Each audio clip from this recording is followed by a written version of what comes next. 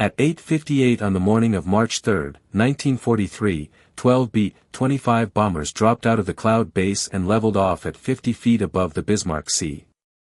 Not 50 meters. 50 feet. The ocean surface rushed past beneath their propellers, whitecaps blurring into a single moving sheet of gray. Any lower and the aircraft would clip the waves. Any higher and the Japanese gunners would have time to react. They were already reacting. Ahead, the convoy stretched across the horizon. 8 transport ships. Destroyers weaving around them in defensive arcs. Every vessel was awake now. Every deck gun was manned. Barrels already tracking the incoming aircraft. This was not a surprise attack. The Japanese had spotted them minutes earlier. Radar, lookouts, radio warnings. The convoy had turned into the attack, bows pointed toward the threat, maximizing firepower. Black bursts of flak began to appear in the air ahead, then closer, then uncomfortably close. At this altitude, there was no room to maneuver. No diving away. No climbing to safety. No turning without losing formation.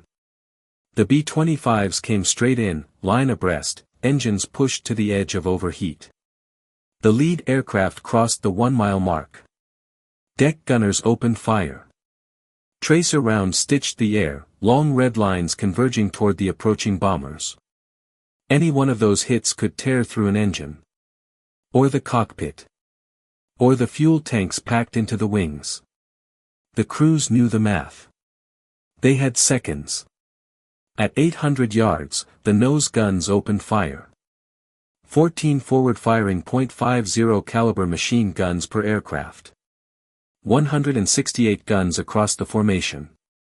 The sound was not a burst. It was a continuous roar, like tearing canvas amplified by metal and airspeed. The bullets didn't arc. They walked. Across the water. Up the hulls. Through bridges, gun crews, command positions. Japanese gunners died at their weapons before they could traverse. Bridges shattered. Orders stopped mid-sentence. At 100 yards, bombs dropped. They skipped. Once. Twice. Then disappeared into steel and flame. The first transport was burning before the bombers passed overhead. The second was already listing. The third never fired a single effective shot. But none of that answered the real question. Because by every rule of air warfare, these aircraft should never have survived the approach. They were too low. Too slow. Too exposed. And yet, in the next 72 hours, this impossible attack would annihilate an entire Japanese convoy. Which raised the only question that mattered. Why, according to every expert and every manual, should this have been impossible? By early 1943, the problem facing Allied air forces in the Southwest Pacific was no longer abstract. It was mathematical. Japanese reinforcements were moving by sea, not because it was elegant, but because it worked. Convoys hugged coastlines, moved under destroyer escort, and traveled with layered air defense. The distances were short. The turnaround was fast. And every successful convoy meant thousands of fresh troops arriving in New Guinea. American bombers had been trying to stop them for months. From altitude.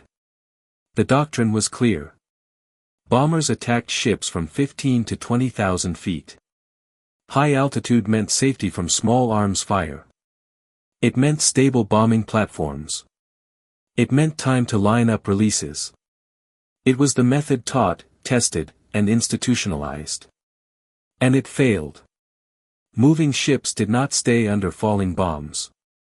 Even with perfect navigation, even with skilled bombardiers, a ship traveling 15 knots could clear the impact zone between release and detonation. Bomb patterns looked impressive on maps. On the ocean, they landed behind targets that kept moving. The numbers told the story. In July 1942 alone, 5th Air Force units lost more than a dozen medium bombers attacking shipping. Hits were rare. Losses were not. Crews watched their bombs splash harmlessly while anti-aircraft fire reached higher and higher. So commanders tried the opposite. They went lower. At low altitude, the math flipped. Bombs could be aimed visually. Timing improved. Accuracy increased. But the cost became immediate and brutal. Japanese ships bristled with machine guns and light cannon designed for exactly this scenario. At low level, bombers flew into a wall of fire they could not outclimb or outrun. Aircraft came back shredded. Or didn't come back at all. The lesson appeared conclusive: high altitude missed, low altitude died. That conclusion hardened into doctrine. Bombers were not fighters. They were not gunships. They were not designed to suppress enemy defenses. Their job was to deliver bombs, not to survive point-blank engagements with ships that were fully awake and firing. Every engineering manual supported this view. Medium bombers like the B-25 Mitchell were balanced aircraft. Their center of gravity was calculated within narrow margins. Their structures were designed to absorb aerodynamic stress, not repeated recoil from heavy forward-firing weapons. Loading dozens of machine guns into the nose shifted weight forward, reduced climb performance, and risked uncontrollable handling on takeoff. Engineers knew this. They had tables. Stress charts. Wind tunnel data. From their perspective, the idea of turning a bomber into a flying gun platform wasn't bold. It was irresponsible. Even if the aircraft flew, the mission profile still looked suicidal. Attacking ships at masthead height meant flying directly into converging fire. It meant no altitude to trade for speed. No time to recover from damage. No safe exit once committed. There were no successful precedents. Every air force that had tried low-level anti-shipping attacks with conventional bombers had paid for it in blood. Loss rates climbed. Crews burned. Survivors carried stories that discouraged anyone else from trying again. So when the idea emerged, quietly at first, then louder, that bombers should fly lower than ever before, carrying guns instead of relying on altitude, the reaction was predictable. This was not innovation. This was desperation. Commanders tolerated experiments only because nothing else was working. Engineers warned that the aircraft would be unstable. Safety officers warned that the crews would not survive. Doctrine officers pointed to manuals that already answered the question. The system had already decided. Bombers could not do this. If the idea failed, the consequences would be final. Crews would die in front of witnesses. Aircraft losses would spike. The concept would be buried, not debated. No second chances. No revisions. And the clock was running. Japanese convoys were already moving. Intelligence intercepts suggested a major reinforcement effort was imminent. If those ships reached New Guinea intact, the ground war would tilt sharply against the Allies. Stopping them required something that did not exist in any book. A method that ignored accepted safety margins. A profile that assumed accuracy mattered more than survival odds. A decision that gambled aircraft and men against certainty of failure by orthodox means. This was the wall. On one side, manuals, engineers, experience, and precedent. On the other, a single idea that required every rule to be bent or broken. No rational commander would choose it. Which meant that if someone did, it would only be because every other option had already failed. Paul Gunn did not look like a man about to rewrite air warfare. He was in his 40s, older than most of the pilots he worked with, and carried himself more like a mechanic than an officer shaping doctrine. His hands were scarred from years of maintenance work. His reputation was built on fixing broken aircraft, not designing new ones. That alone made him suspect. Gunn had not come up through bomber command. He was not a graduate of strategic air schools. He did not speak the language of doctrine or theory. He spoke in outcomes. Aircraft returned or they didn't. Crews lived or they didn't. That perspective put him at odds with nearly everyone above him. To senior officers, Gunn was useful but dangerous. He improvised. He modified aircraft without waiting for approval. He trusted field results more than engineering tables. When aircraft failed, he didn't write reports. He rebuilt them and sent them back into the air. That kind of behavior was tolerated in emergencies. It was never trusted. And this war was nothing but emergencies. What made Gunn impossible to ignore was that he had watched too many men die following the rules. He had watched bomber crews burn after making perfect textbook approaches. He had watched attack runs executed exactly as trained end in wreckage because the enemy adapted faster than the manuals allowed. Each loss stacked on the next. But Gunn's pressure was not only professional. His wife and 4 children were prisoners in Manila. They had been captured when the Japanese took the city. He had no control over their conditions. No guarantee they would survive. Every intelligence report that filtered through made it worse. Rations cut. Disease spreading.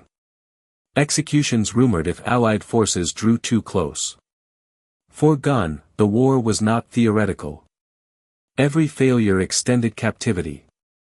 Every convoy that reached New Guinea strengthened the Japanese position and delayed the road back to the Philippines. That urgency isolated him. Other officers could afford caution. Gunn could not. When he began talking about stripping bombers of their bombardiers and replacing them with machine guns, the reaction was immediate skepticism.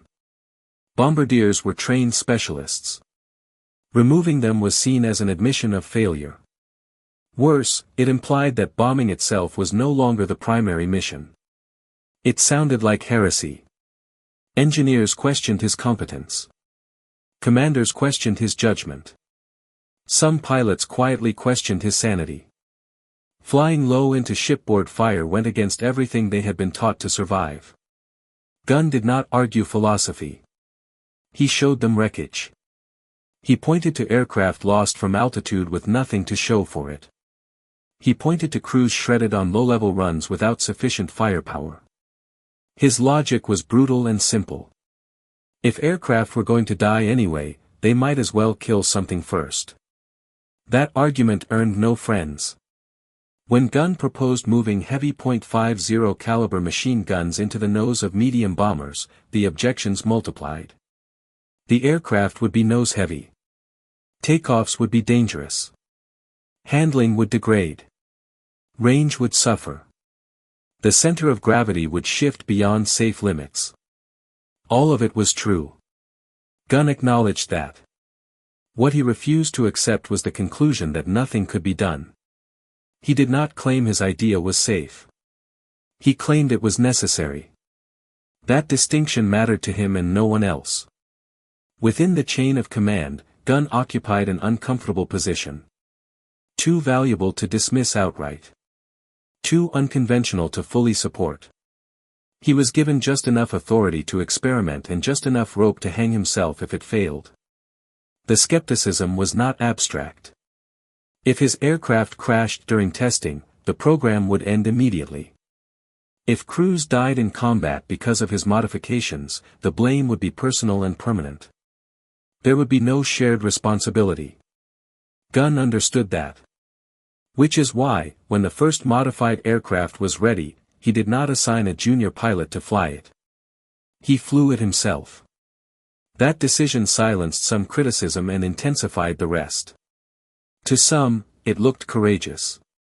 To others, reckless. To the engineers watching from the ground, it looked like proof that Gunn didn't understand what he was risking. The aircraft barely climbed. The controls felt heavy. The nose wanted to drop. Every concern raised in meetings manifested in the air. And yet, it stayed airborne. That was enough for Gunn. To everyone else, it was a warning. At this point, no one believed in the concept. They believed in Gunn's stubbornness.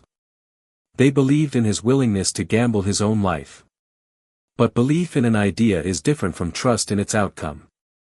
Trust would have to be earned under fire. And if Gunn was wrong, the war would not forgive him. The engineers were not wrong. That was the uncomfortable truth no one wanted to admit. From a purely technical standpoint, everything about the modified aircraft violated accepted limits. Medium bombers like the B-25 were designed around balance.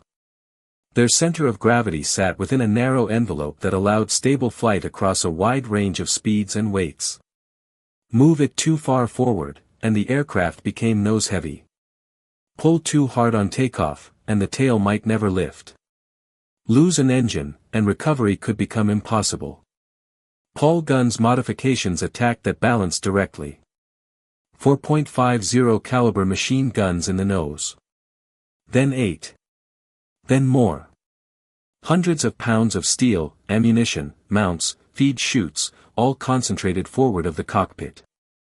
The bombardier's compartment, once empty space and glass, became a solid block of metal and recoil forces. Every engineering instinct said the same thing. This aircraft should not fly. Test pilots felt it immediately. Takeoff run stretched longer. The control column grew heavy in the hand. Trim settings that once felt neutral now fought the pilot constantly. At low speeds, the aircraft wanted to pitch forward, hunting the ground. In a normal bomber, that behavior would be disqualifying. But Gunn was not trying to build a normal bomber. The blind spot lay in how survivability was being defined. Traditional bomber design assumed survivability came from distance. Altitude kept aircraft away from machine guns. Speed and formation diluted enemy fire. Bombers survived by not being where the bullets were. That assumption collapsed at low altitude. At 50 feet above the water, survivability meant something else entirely. It meant killing the men firing at you before they could react. It meant collapsing the enemy's decision loop to seconds. Japanese shipboard defenses were formidable, but they had limits. Anti-aircraft crews needed time to acquire targets, traverse guns, estimate lead, and fire effectively. Against high-speed aircraft diving from altitude, they had seconds. Against aircraft flying straight at them, head-on, that time vanished. Forward-firing guns changed the equation. Instead of defensive fire coming after the bomb run, suppression happened during the approach. Machine gun streams raked decks, bridges, gun tubs, and command positions before crews could bring weapons to bear. It wasn't about penetrating armor. It was about erasing human operators. Engineers focused on structural loads and balance charts. Gun focused on reaction time. That difference mattered. The same applied to skip bombing. Dropping a bomb from altitude required prediction. Wind, speed, target movement, and release timing all compounded uncertainty. At low level, those variables collapsed. The bomb hit the water at shallow angle, skipped like a stone, and struck the hull at or below the waterline. But this required precision measured in tens of feet. Too high, and the bomb overshot. Too low, and it detonated beneath the aircraft. Too slow, and the ship maneuvered away. Too fast, and the bomb skipped past the target. Everything happened inside a narrow envelope of speed, altitude, and timing. Which was exactly why doctrine dismissed it. What doctrine missed was concentration. A single bomber making that run was suicide. A dozen arriving simultaneously created saturation. Deck crews suppressed. Fire directions overwhelmed. Damage inflicted faster than defenses could respond. The engineers at Wright Field ran their calculations in isolation. Each aircraft, each load, each stress factor evaluated independently. On paper, the design failed. In combat, the system was not isolated. Gunn understood that air combat was not a series of independent variables. It was a cascade. If the first 10 seconds went his way, the rest followed. If they didn't, everyone died. That was the real risk. The B-25 was never meant to absorb punishment. It was meant to deliver it. Gunn accepted that his aircraft would not survive prolonged exposure. He designed it to survive just long enough. That design philosophy horrified engineers trained to minimize failure modes. Gunn embraced failure as inevitable and optimized for effect before impact. This was the blind spot. Engineers asked whether the aircraft would fly safely across its envelope. Gunn asked whether it could kill faster than it could be killed. They were answering different questions. When Wright Field reviewed the modifications, they saw instability, structural stress, and unacceptable margins. They recommended grounding every modified aircraft immediately. From their perspective, this was responsible. From Gunn's perspective, it was irrelevant. The aircraft had already flown. They had already fought. And they had already rewritten the rules of engagement in ways no spreadsheet could capture. The moment the forward guns opened fire, the problem ceased to be aerodynamic. It became biological. Men died at their stations before they could act. Orders never left bridges. Ships lost cohesion. Convoys dissolved into individual targets. The aircraft did not need to be safe. It needed to be decisive. And once that distinction became clear, the impossible design stopped looking reckless. It started looking inevitable. The moment Paul Gunn crossed the line was quiet. There was no meeting. No signed approval. No official endorsement from engineers or doctrine officers. There was only an aircraft sitting on a runway, heavier in the nose than it had ever been designed to be, and a war that no longer allowed hesitation. The modified B-25 was ready. Or as ready as it would ever be. Every warning had already been issued. The aircraft was nose-heavy. Takeoff margins were thin. Single-engine performance was questionable at best. If anything went wrong on the roll, there would be no room to recover. Gunn knew all of that. He climbed into the cockpit anyway. This was not defiance for its own sake. It was ownership. If the aircraft failed, it would fail with him inside it. If it worked, no one could argue that the risks had been misunderstood. The engines came up to power. The aircraft began to roll. Acceleration felt sluggish. The extra weight pulled forward, pressing the nose toward the runway. Gunn held back pressure on the controls longer than any manual would recommend. The end of the runway rushed closer than it should have. For a moment, it looked like the aircraft would not fly. Then it did. Barely.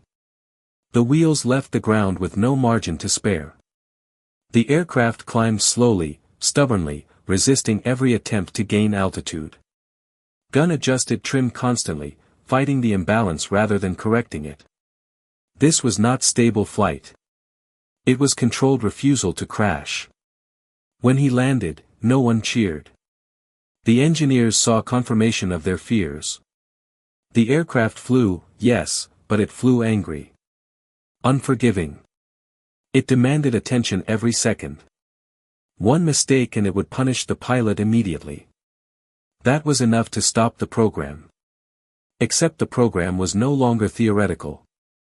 Intelligence intercepts began to paint a clearer picture. A Japanese convoy was forming. Multiple transports.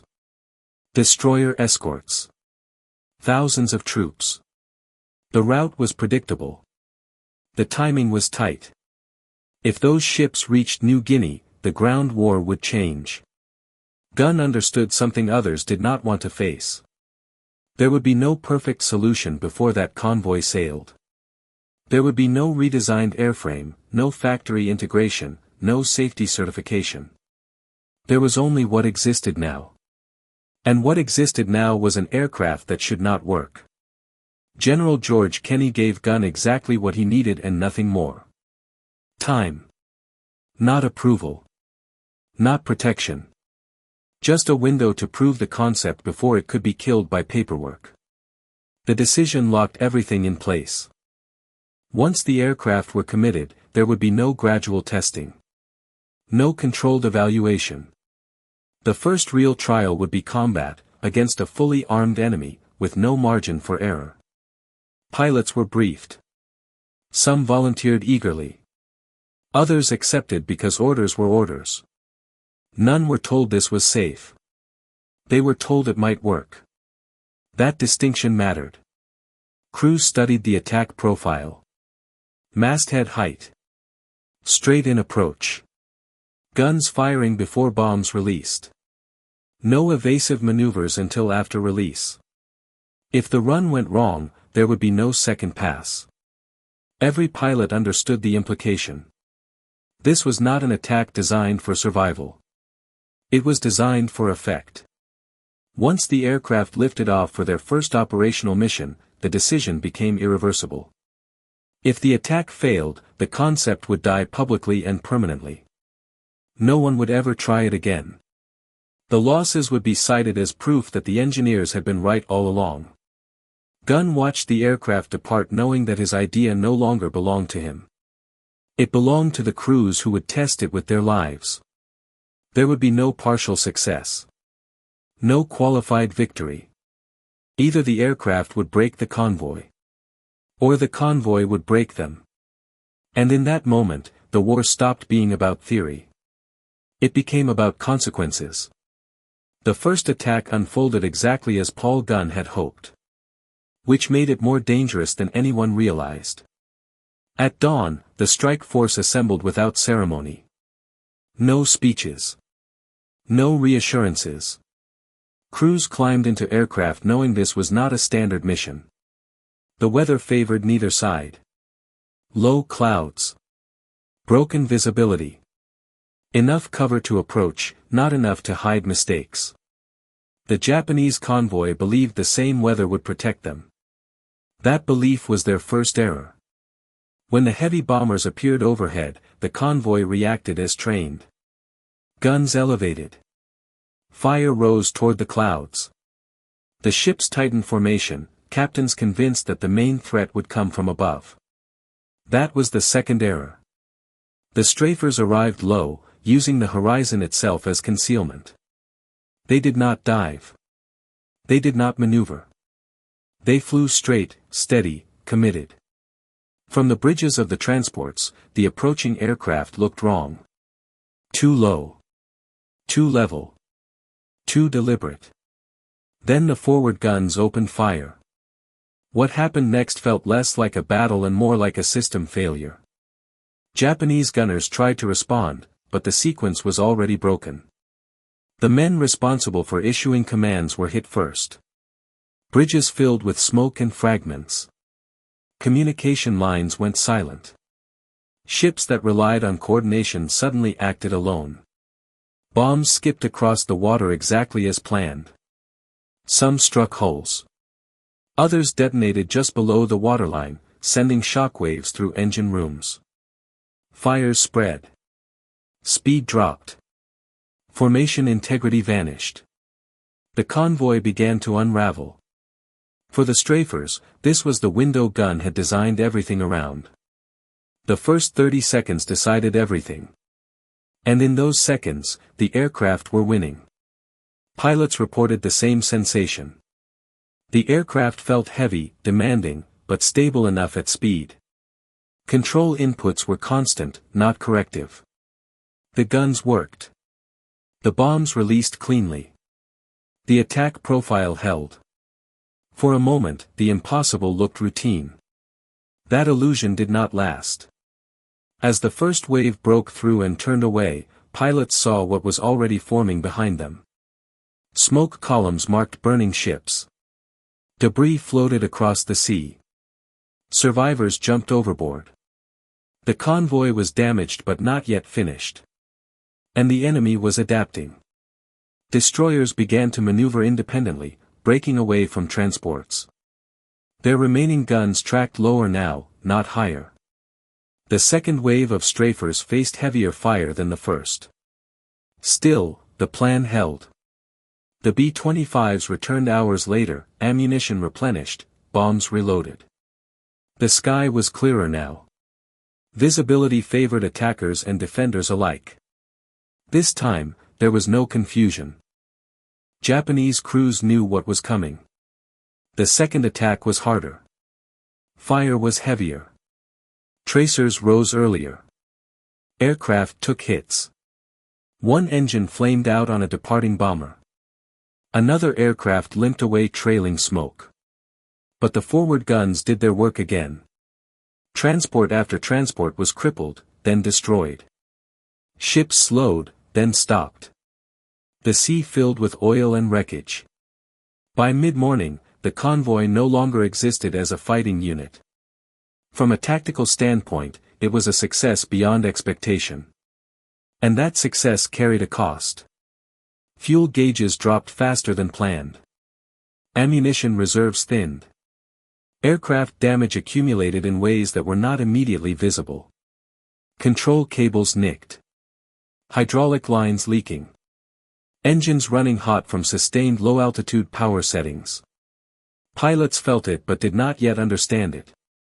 The most dangerous sign appeared overhead. Japanese fighters were landing to refuel. The strafers had achieved surprise, speed, and violence of action. What they did not have was endurance. Every minute spent over the target area increased the chance that enemy fighters would return in force. Commanders faced a decision that doctrine never prepared them for. Pull back and preserve aircraft while ships still burned. Or press the attack and finish the job before the enemy could recover. The answer was dictated by timing. The strafers returned for a third time. Now the fight was different. This was no longer a stunned enemy. This was a wounded one. Japanese destroyers attempted rescues, drawing aircraft into new threat envelopes. Anti-aircraft fire, though reduced, was more deliberate. The aircraft still dominated the engagement, but the margin narrowed. One B-25 took hits through the fuselage. Another lost an engine and barely maintained altitude. Crews saw bullets tear through aluminum skin that offered no protection.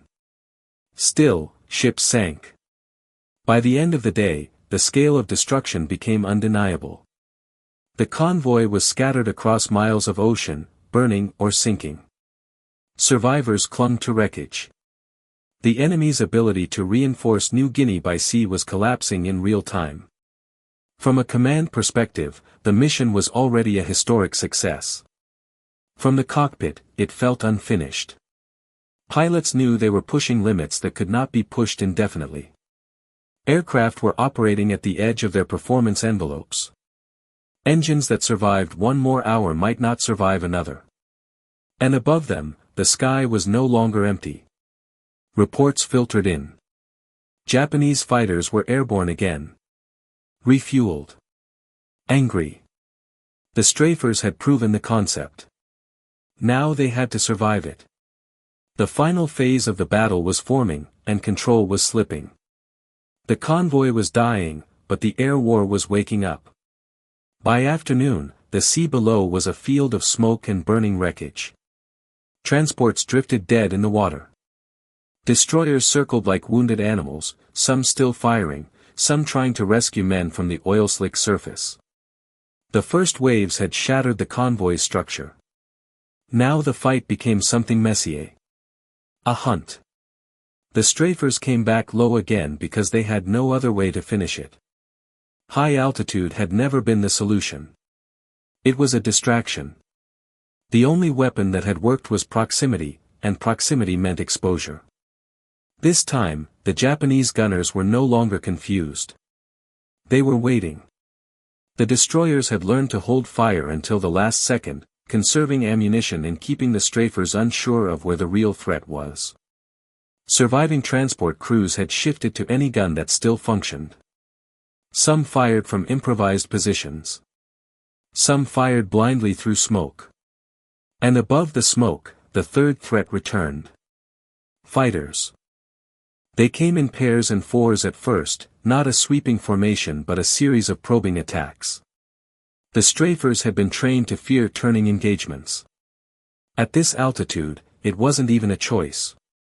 There was no room to dogfight. A bomber at masthead height could not climb out of danger quickly enough. It could only run level and hope its guns and speed kept death behind it. But speed wasn't free. The strafers were burning fuel at high power settings just to stay alive. Engines ran hot. Oil temps crept upward. Gauges became countdown clocks. Every pilot watched the needles and did the same silent math. How many minutes before the engines begin to fail? How many miles to reach friendly cover? How many rounds left before the forward guns go quiet? The Japanese understood a different math. They didn't need to destroy every aircraft. They only needed to damage enough of them that the attack stalled. Force the strafers to climb. Force them to break formation. Force a single mistake. A B-25 took a hit along the wing route and began leaking fuel in a thin, glittering line behind it. The crew didn't have time to assess. They stayed low because climbing would invite the fighters to tear them apart. They stayed on the deck and flew with the knowledge that one stray spark could turn their aircraft into a torch. Another aircraft lost an engine. The pilot held it level with brute control pressure, the remaining engine screaming. At altitude, a single-engine bomber might limp home. At 50 feet, any loss of lift meant the ocean. The pilot didn't climb. He couldn't. He flew the crippled aircraft over smoke and flak and burning ships with one hand locked on the controls and the other fighting trim, keeping the nose from falling. This was the moment the system gun built revealed its real cost. It wasn't the modifications. It wasn't the weight. It wasn't the engineer's warnings. It was that the entire tactic depended on staying inside a razor-thin survival band. A band so thin that any damage, any single round in the wrong place, could collapse it instantly. And now damage was everywhere. Yet the convoy still wasn't finished. Some ships refused to sink quickly. Fires burned without detonations. Hulls flooded slowly. Destroyers, even crippled, could still kill aircraft with a single lucky burst. Commanders faced the most dangerous decision of the battle. The convoy was already broken. They could withdraw and claim victory. Or they could return once more and make sure there was nothing left to reach New Guinea.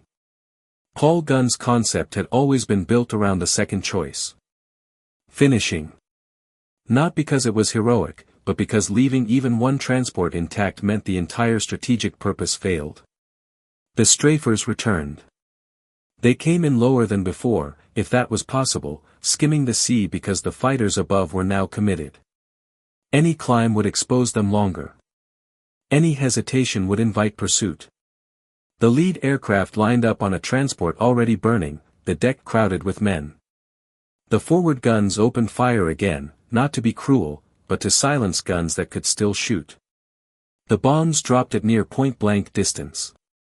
The ship disappeared into smoke and flame. But as the strafers pulled away, the fighters struck in earnest. A burst of cannon fire ripped across one bomber's tail. Control response turned sloppy. The aircraft wobbled as if it was suddenly made of rubber. The pilot fought it, trying to keep the wings level. He couldn't tell if it was a severed cable, damaged trim, or structural failure. He only knew the aircraft no longer obeyed cleanly. He had seconds to choose. Climb and become a target. Or stay low and hope the aircraft held together. He stayed low. The bomber crossed over the wreckage field, engines straining, the cockpit filled with the smell of burned oil and cordite. Behind him, fighters repositioned for another pass. In that moment, the battle's emotional center shifted. The strafers had been predators. Now they were prey. Not hunted by a fleet, but by physics. By time. By the limits of metal and fuel. And still, the convoy died. The last ships were either sinking or abandoned. The sea swallowed them in slow minutes, not cinematic explosions. Men vanished into water. Smoke drifted. Gunfire faded into sporadic cracks, then stopped. The final decision was not whether to attack again. It was whether the aircraft could get out. Pilots turned toward home with engines already stressed and fuel margins already broken. Some flew with wounded crewmen bleeding in the back. Some flew with instruments shattered. Some flew with holes through the fuselage you could see daylight through. The Japanese fighters chased until they didn't. Either driven off or forced to break pursuit by distance, weather, or their own fuel. What remained was the sound inside the cockpit. Engines. Breathing. Radio calls reduced to short checks. And the realization that the tactic had worked exactly as designed. It had also demanded exactly what the engineers feared. A mission that succeeded only by gambling aircraft and men against an enemy that needed just one lucky hit to turn victory into a funeral. When the surviving strafers finally reached friendly airspace, no one celebrated over the radio. Crews were too busy counting who had made it back. A few calls went unanswered. The ocean didn't care about doctrine or innovation. It only kept what fell into it. And behind them, the Bismarck Sea went quiet. By the morning of March 4, the Bismarck Sea was empty. Not quiet in the dramatic sense. Just empty in the way battlefields become once decisions have already been made. Wreckage drifted where ships had been. Oil spread across the water in dark, uneven sheets. Survivors clung to debris or floated face down. There was nothing left to protect. Nothing left to reinforce. The convoy was gone. 8 transports destroyed. 4 destroyers sunk or crippled beyond recovery. Of nearly 7,000 Japanese troops who had embarked days earlier, fewer than half would ever reach land. Many never even saw the enemy who killed them. Allied losses were counted in aircraft and crews, not divisions. The imbalance shocked everyone who reviewed the after-action reports. What unsettled them more was how it had happened. Back in Australia, the engineers at Wright Field were still drafting reports explaining why the modified B-25 should not exist. Balance issues. Structural stress. Unacceptable margins. Recommendations to ground the aircraft before someone was killed. Those reports arrived after the outcome was already irreversible. Commanders did not debate theory. They looked at results. The message sent to Washington was brief and final. The modifications were approved. Not as an experiment. As a production requirement. The aircraft that had been labeled impossible was now the standard. Factories adapted. Nose structures were reinforced. Gun mounts redesigned. Weight redistribution calculated properly this time. What had begun as a field improvisation became an industrial process. The bomber changed roles. It no longer existed solely to drop bombs from safety. It became a weapon that operated inside the enemy's reaction window. Close. Fast. Lethal. The Japanese noticed immediately. Convoys stopped moving in daylight. Supply routes shifted to night operations. Smaller vessels replaced large transports. Escorts increased, then disappeared as losses mounted anyway. The sea lanes that had sustained entire campaigns became liabilities. The strategic effect was quiet but permanent. New Guinea stopped receiving reinforcements by sea. Ground operations shifted. Timelines collapsed. Plans built around predictable resupply unraveled. For Paul Gunn, there was no victory parade. He returned to administrative roles. Then to factories.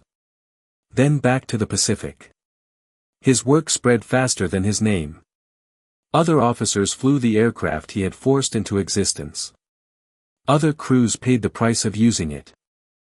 His family was eventually freed when Allied forces reached Manila. Years of captivity ended without ceremony, just weight loss, sickness, and silence. The war had taken its toll in ways no citation could capture. Gunn never argued with the engineers again. He didn't need to. The aircraft they said could not fly had rewritten how air forces thought about attack aviation. Not because it was safe. But because it worked. Long after the wreckage sank and the sea closed over it, the idea remained. Bombers could be more than delivery platforms. They could be hunters. Gunships. Weapons designed around time, not altitude. That lesson carried forward into other wars, other aircraft, other doctrines. And like most lessons learned in combat, it arrived not because it was elegant or approved, but because someone was willing to test it where failure meant death. The Bismarck Sea did not remember the arguments. It remembered only the outcome.